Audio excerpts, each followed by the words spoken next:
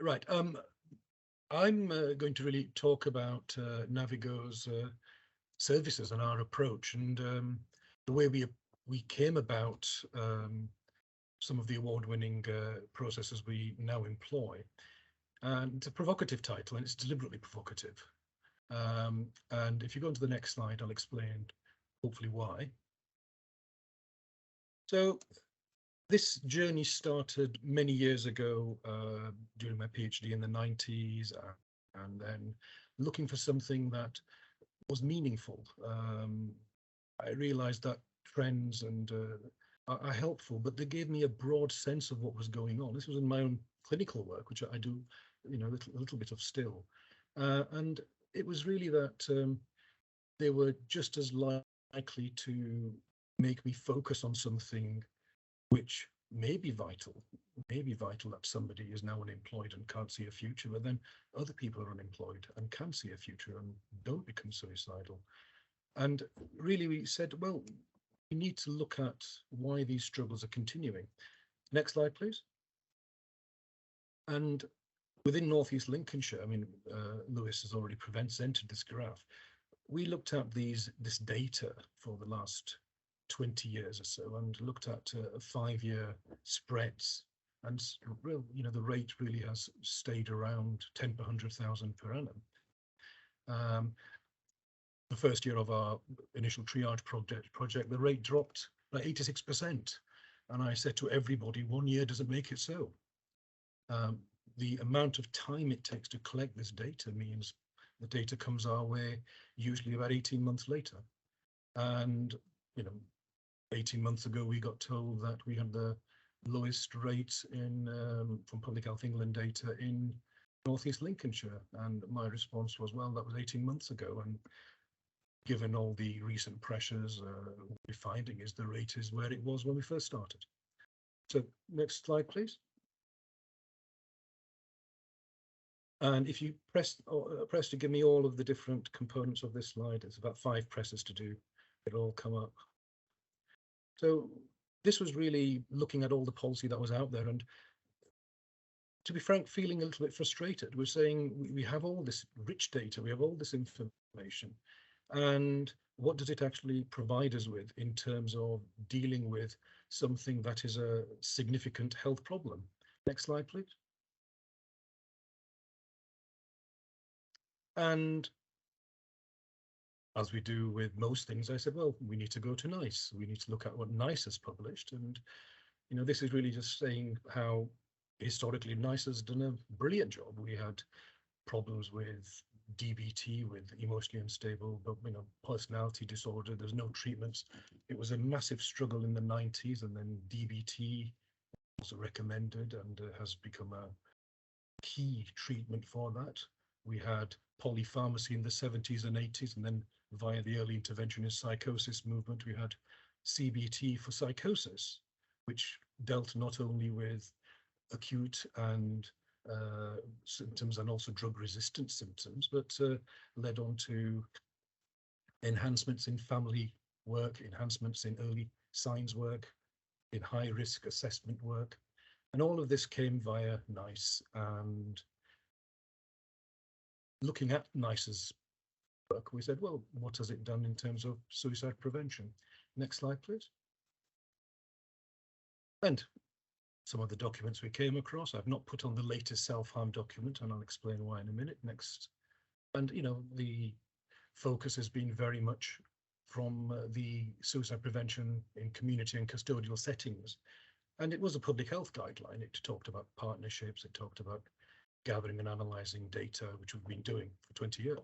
It talked about reducing access to lethal means, which I know David Rudd spoke about, and is a key factor from the work that's been done in the States especially, but has an impact, we know, at a clinical level. The support of people who are bereaved by suicide, about how we respond to clusters, about reporting in the media.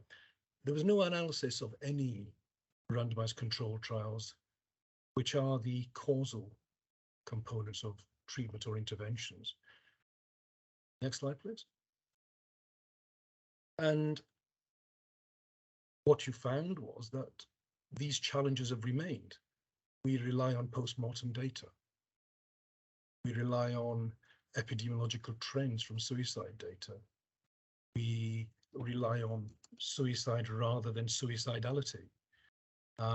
We rely on a culture where causality hasn't really been pursued for a health problem, where in every other case I can think of where this level of lethality exists, we have pursued it. And we have little effective or proven suicide-specific treatments. And there are editorials on this, and I've just mentioned a few, one here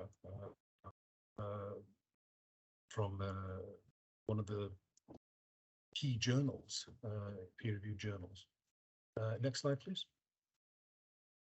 So that became our focus. What are the effective clinical treatments? Because we don't really have any. We have things that we think might work, but we really don't have any proof that they do. So next slide, please. And we went to some of the analyses that have been done, and here's one that was produced about, I think it's 6 years ago, 7 years ago, and 90 plus RCTs with suicidal ideation and behavioral outcomes. There's no support for inpatient hospitalization. There's an increased risk of suicide post-discharge, and Lewis Appleby raised that issue. There's a handful of treatments with single RCT support, and ASIP is a good example of that. Suicide-specific interventions with a replicated and independent trial support include DBT, cognitive therapy for suicide prevention, and brief cognitive behavioral therapy, the collaborative assessment and management of suicidality, which we picked, and I'll explain why we went for that one, and also non-demand follow-up care in contact. And next slide, please. The Zaltzman paper from 2016 further ratified that there was no clear single intervention that is effective for suicide prevention.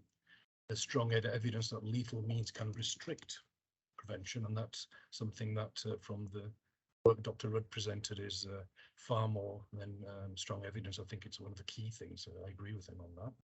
Certain pharmacological interventions may have some effectiveness. Psychotherapies from CBT and DBT may, school-based educational programs may. And it really emphasized that we really haven't evaluated causal evidence. We haven't really gone down the RCT route. Next slide, please. So, thank you. Looking at medication, you found that there were unreplicated evidence that lithium was useful and clozapine was useful. Treating mood disorder was argued to be a key component by some, but RCTs were also finding the opposite, that SSRIs didn't have an effect on suicidal ideation or behavior, that some did, and some found that it didn't have an effect. And we were getting confused. We were saying, well, what's going on? We're getting all these mixed messages. Next slide, please. So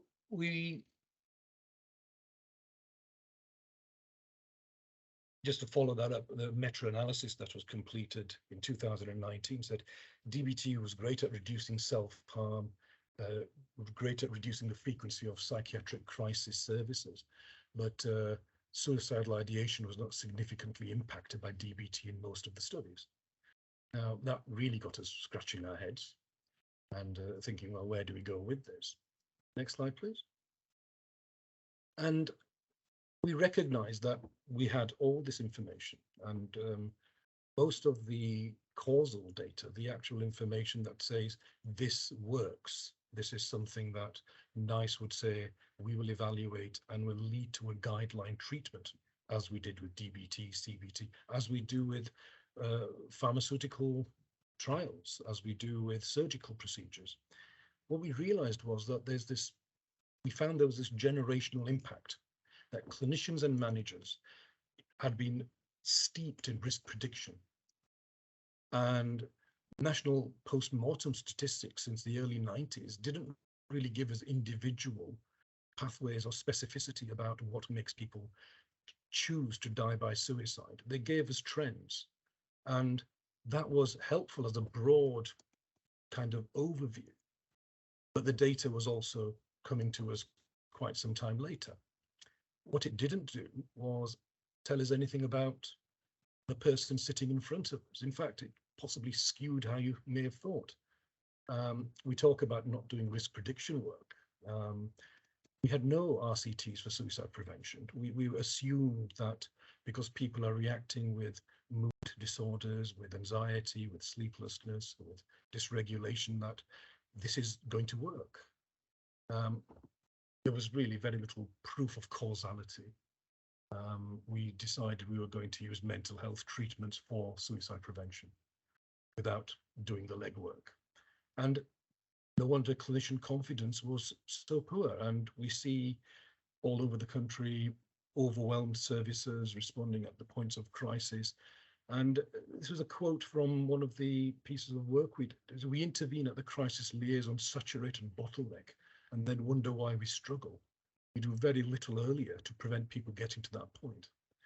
And what do we do then? Well, we use mental health treatments for suicide treatment, and not with the evidence to say, yes, they actually do work. I've just mentioned how the SSRI data is very different. There are very few trials actually showing anything that really works. Well, moving forward, next slide, please. So having got all of this, what did we do?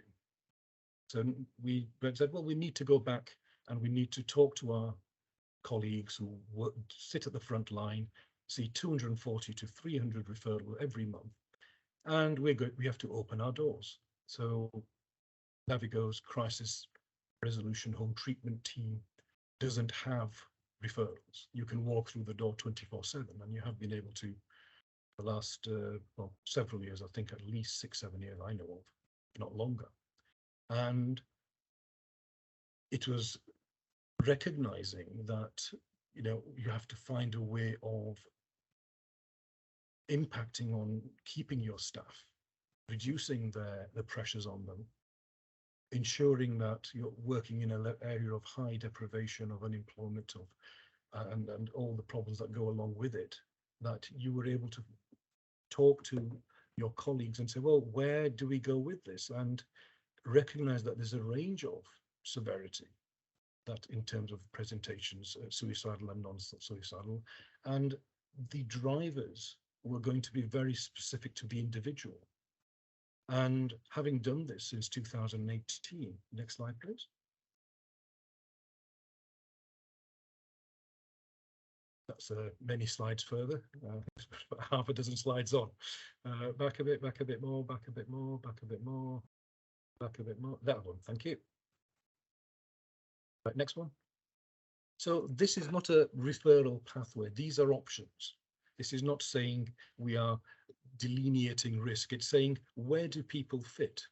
And this came from the discussions. Every single clinician was trained with small groups. We'd whole day training. We listened to what their concerns were, what their fears were.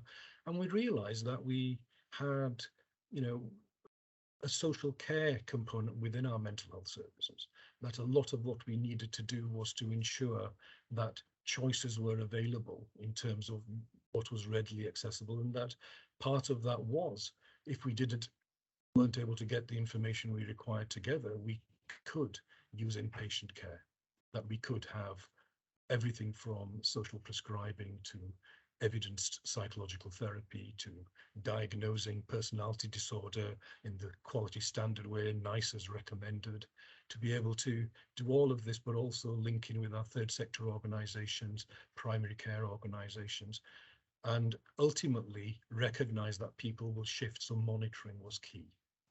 Next slide, please. And this is half of the data for this open access service. Individuals turning up and saying, I'm having thoughts of suicide, or colleagues brought them along, or a family member or a friend, or I'm thinking of killing myself, or any variation in between. And what we found was that the mild to moderate anxiety and depression, that is the highest there, was actually not at a disorder level. It was below clinical threshold. It was a reaction to life events. The next one was emotional dysregulation and self-harm related to that. And then we had severe anxiety and depression and intrusive thoughts, relationship difficulties, there was a group, there was really, suicidality wasn't there. It was this 1 to 3 hour period that Dr. Rudd spoke about. Um, and the rest was all the things that have been mentioned today, and we mentioned, I'm sure, in the afternoon, around social isolation, domestic abuse. This N is now, it's a case series analysis, it's over 12,000. And if you go to the next slide, please.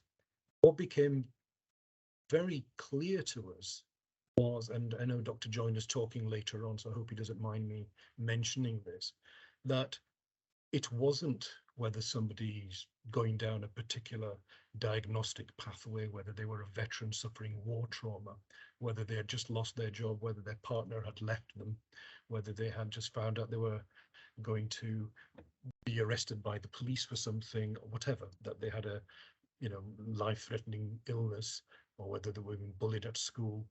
What we found was that it was this belief that you were a burden, that you didn't belong. And it was that capability of being able to not just think about suicide, but also be capable of taking that step, which meant you were at a serious threat. But the whole point of this is, it is so difficult. Everything we've heard today, it is so difficult as a clinician to think, I'm not going to use this to predict. We absolutely know we can't. So what we were saying was, this is useful in being able to tell us whether somebody fitted these kinds of appraisals about whatever the event was.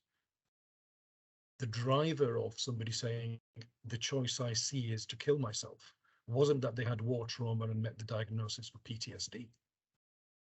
It was what those symptoms did for them. It meant they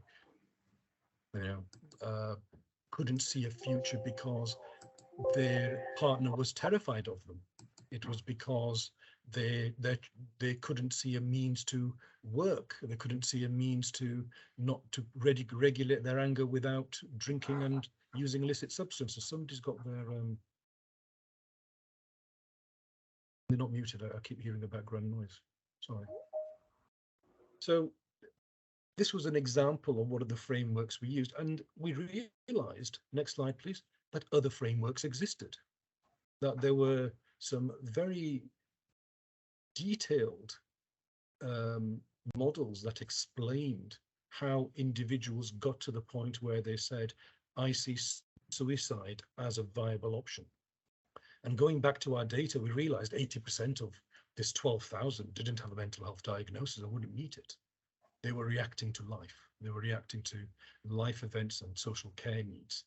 And of the numbers that came through to them, it didn't mean having a mental health diagnosis or not having one meant you weren't going to be at severe risk of dying by suicide, but it was why that decision at an individual level, that appraisal was being made. It was like suicide risk was a fingerprint. Everybody's fingerprint is unique. Now, when I say that, people go, that's great. I've got 12, these things got 12,000 people coming along, and we're going to do an individual assessment of what their needs are going to be. Well, I'll come on to Keith Horton's paper in a bit, and that's exactly where we need to go. And about 2% were cases where individuals were at, from doing this individual appraisal of what their thoughts were around why suicide was a risk, what they were going to do in terms of how they coped, where all of this data, and it's multiple variables, data that would come together in, I suppose, a formulation, but it would be unique to the individual. It doesn't apply to someone else. You have to build it up for each person. And you found that you did have individuals who you needed to keep safe. You had individuals you didn't have enough information on, so you had to use compulsory detainment until you could make that decision, although you would absolutely want to use the least restrictive practice. And the challenge was not that, services could work with individuals who had life events and related stresses, um, and think, well, do they require mental health input or not? The real challenge was that we are trying to find a means that allows us to say, well, that reassures us. And the reassurance doesn't come from categorizing, from compartmentalizing. It comes from recognizes everybody's individual pathway is unique, and you have to work on that. Next slide, please. So this is the funnel approach. So we started 2018 and 22. We were working at the life-threatening behavior level, as we called it, where we were seriously worried from having done the individual work, not predicting, having done the work and seeing what was there, and that people were overwhelmed and weren't able to access services, were isolated, didn't have emotional and practical support in the community, to saying we need to be better, we need to work earlier. We mustn't look at working at the bottleneck, because if we work at the bottleneck, we are, no wonder our crisis services are overwhelmed. We are not stopping the trajectory towards, crisis. We are not working on reducing suicidal ideation earlier. Next slide, please. And here's why we ended up choosing CAMS. And I apologize, Child and Adolescent Mental Health Services are called CAMS in the UK and America. CAMS stands for the Collaborative Assessment and Management of Suicidality. And we needed something that was causally proven. And that meant the very same evidence we used for evaluating trials of medication for mental health or therapy for mental health. That's what we do. And the RCT evidence has been verified by Swift et al. In a meta-analysis. Really, it was saying non-specific mental health treatments broadly applied to all of these suicidality presentations because people had anxiety and depression, but you weren't working on what was primarily driving the problem. So if somebody comes along and said, I've lost my job and I can't feed my family and I can't heat my house, and I can't see a way forward, and I'm feeling terrible because I compare myself to my peers and I can't talk to my friends because I feel ashamed, and that builds and builds and builds. They may have anxiety, they may have depression, but treating that doesn't give them whatever they require to stop them feeling suicidal. That is the social care work around employment, around reducing that emotional dysregulation, those periods, those spikes that occur. So the funnel approach was really because we were so saturated to be able to say we need to do something, and we need to try and work with an intensive intervention at an earliest period, but we have to start somewhere. Moving forward. Next slide, please. So this was a good example of that people walk along with past trauma and then they have bad news and stress and the pandemic, and then there's a minor inconvenience, and we don't see all of that past. We just see the minor inconvenience and why they've turned up to our services. And maybe we don't say, I think you're overreacting, but without seeing the rest of their interpretation and their appraisal on why this is so overwhelming, we don't really get an idea of their history and how that impacts. Next slide, please. So we have done 130 CAMs to date on the cases that we saw that their individual appraisal of why suicide was an option was just so intensely entrenched that they couldn't see a way forward. And we did the work with them, and 6 months later, we found that after the suicidality had abated, they were still alive. We know it can be embedded because we embedded it into an NHS service. We know that from Swift's work, but our own work, that it's acceptable to both our service users and clinicians, and that it's a viable addition. And the hope is that we're not saying CAMS is fantastic and it's the only thing. What we're saying is CAMS is something that NICE needs to evaluate. It needs to tell us it's not great, we've got more work for you to do, or we've got less work for you to do. But that's not something that's being done. And I've mentioned brief cognitive behavior therapy. I've mentioned cognitive behavior therapy for suicide prevention. These have RCT evidence. And for some reason, we did it for psychosis, we did it for personality disorder. We're still, NICE needs to be urged, can you at least give us direction? That's your job. And we need that preventative rather than crisis focus, but we can't have that unless we have something that treats suicidality. And we don't have that. We apply treatments that don't have the evidence, because we assume suicide means mental health. Next slide, please. And what I'm saying is 80% from our experience isn't. So 2023 onwards, what are we missing? Well, next slide, please. This was the NHS England clinical director's letter that came in a few weeks back. And the left, with the statements being made, which are quite correct. Do not use risk assessment tools and scales to predict future suicide or repetition of self-harm. CAMS uses the scales to monitor how people are improving, not to predict. We do that in any condition. We monitor, we say, are there setbacks? Right, we need to go back, we need to refine, we need to act upon improvements or setbacks. Next one, do not use risk assessment tools and scales to determine who should and should not be offered treatment. The CAMS is saying the intervention is there so that people have regular appointments. So this is something that goes on until we reach stability and reduction in risk. So questions and ratings at each point are again there to monitor. Do not use global risk stratification into low, medium or high risk to predict future suicide. It's not predicting. This is about what is available in your area as a means to provide social and mental health care, and how can you utilize them. And do not use global risk stratification into low, medium or high to determine who should be offered treatment or who should then be discharged. And this is again what I said earlier about reducing risk and monitoring whether what you're doing is having that effect. Next slide, please.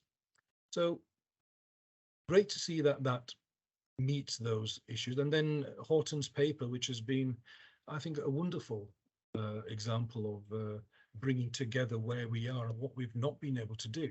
This preoccupation with suicide prediction, it's not possible. It's impersonal, clients disengage from it when we ask the same questions again and again.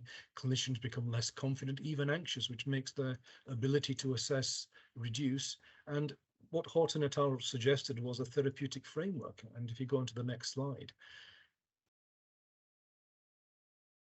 Horton's slide was saying, do not predict probability of suicide. Use these predictions to plan care treatment. Risk prediction does not engage clients and causes this anxiety. You need a detailed assessment. You need to bring together this myriad of information into that fingerprint that applies to the individual. You're looking at a therapeutic risk assessment and formulation, which requires all this massive data to be structured in such a way, and that's what the training is about. And you have to develop this therapeutic risk management to improve coping strategies, safety planning. These are all key components of CAMS, the Collaborative Assessment and Management of Suicidality. CAMS has 6 RCTs. The review done by Swift et al. Is 2 NICE guideline standards. And I know this because I sat on the guideline development group for psychosis, and I was able to furnish those. Next slide, please. The problem we've got from what we found is that 80% of suicides may occur without a mental health diagnosis. And that's broadly consistent with the national data, where we're saying 25% of people hit mental health services, but it's been going on for 2 decades. We're saying we miss a lot of examples, maybe we do. And we have all these fantastic services, Assist, Zero Suicide, Suicide First Aid, public awareness, all are valuable. We talked about men's health and men's club. All of these things are great. But when you get to high intent, we don't have anything, and we are utilizing mental health treatments that haven't been validated or approved to work with suicidality. So we're touching on the reaction rather than the core. That's what we need to do. And let's not assume something works without testing. And whenever we've had ups or we've had downs, I've said we're in here for the long term, folks. So getting a national award, having a reduction in 86% in the first year means very little. You have to have that competency in your clientele, plus that faith to come along to your services and in your colleagues. Next slide, please. So suicide prevention requires analysis of causal data, and Sofitel's one of the local ones being done up in Scotland. And that's, I think, NICE's primary role and duty. And I think NICE, we need to knock on NICE's door and say, can you at least tell us? We're not saying CAMS is wonderful. We're saying, tell us if it is. Tell us whether it adds to our arsenal of things that we can do. We need guidance. You've done it for everything else. Please do it for suicidality. And Horton's paper, it's seminal. And he's mentioned all these different components, which are exactly what we've been talking about since 2018. And I've said CAMS does all of it. We don't have to reinvent the wheel.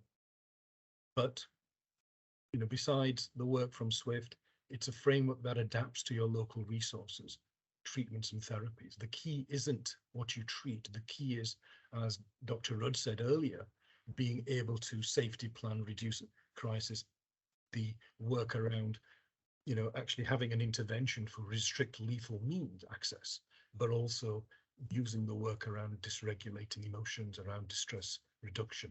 All of that allows you to provide individuals with far fewer spikes and therefore a means to engage with your services, irrespective of whether they're waiting 6 months for therapy or they get it the next day. Next slide, please. If you are interested in more information, well, I'd urge you to read the book. It changed our focus here, and the extra information can be gotten from us at NAViGO. And that's everything. You know, everybody's going to be wanting lunch. Thank you for your time.